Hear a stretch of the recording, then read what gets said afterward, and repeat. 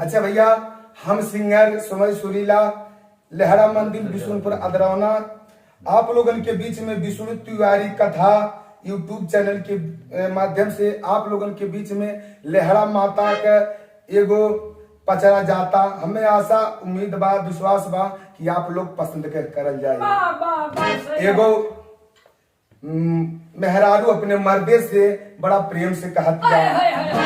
का कहतिया मास्टर?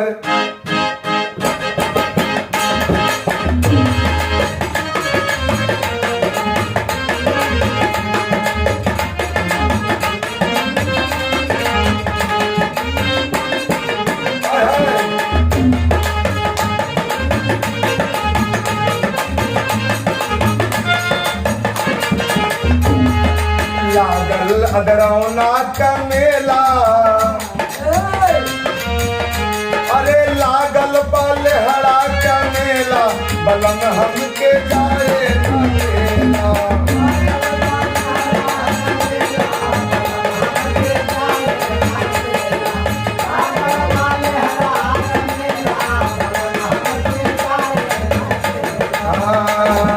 सुनीला माई सबके दुखवा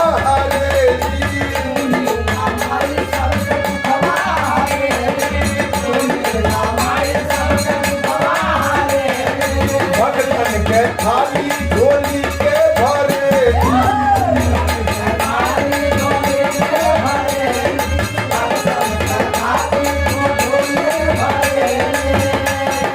तब काहे झमेला करेला, अरे तब काहे झमेला करेला, बलम हमके करेला।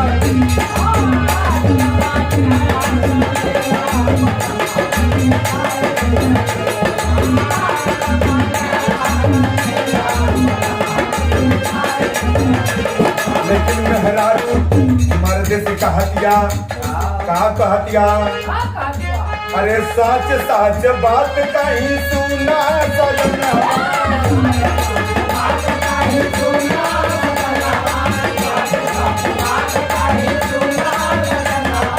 जब से लिया करा के गवना,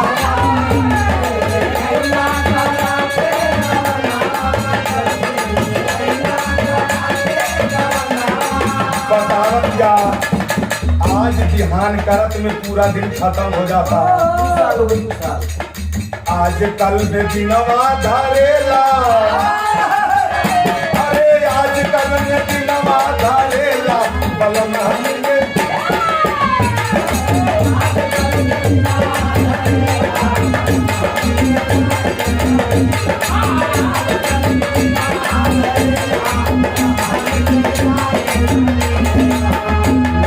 बतावतिया। ये सैया लहरा नगरिया के बाबू के पावन,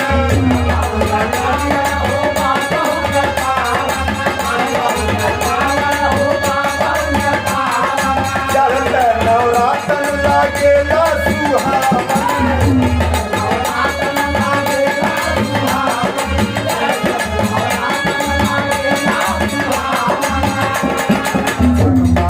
दियना जरेला, अरे जगमग दियना जरेला, बलम हमके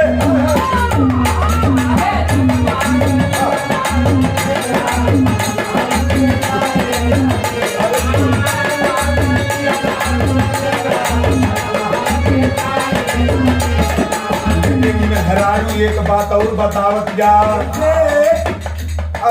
नरियल चुनरिया माइक पर सदिया,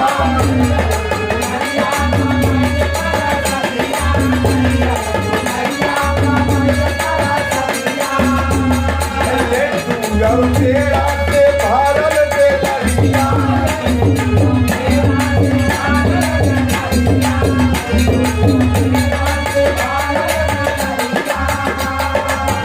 माता भजन के होला,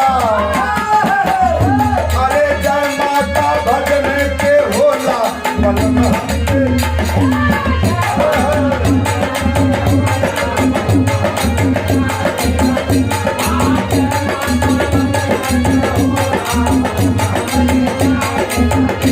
लेकिन मेहरानू बतावत या ये सैया ये जिंदगी का कौनो भरोसा नहीं बा।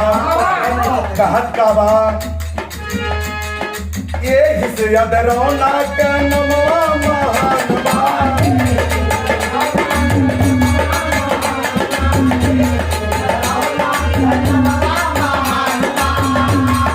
बगले में पौहारी बाबा के से थान बा।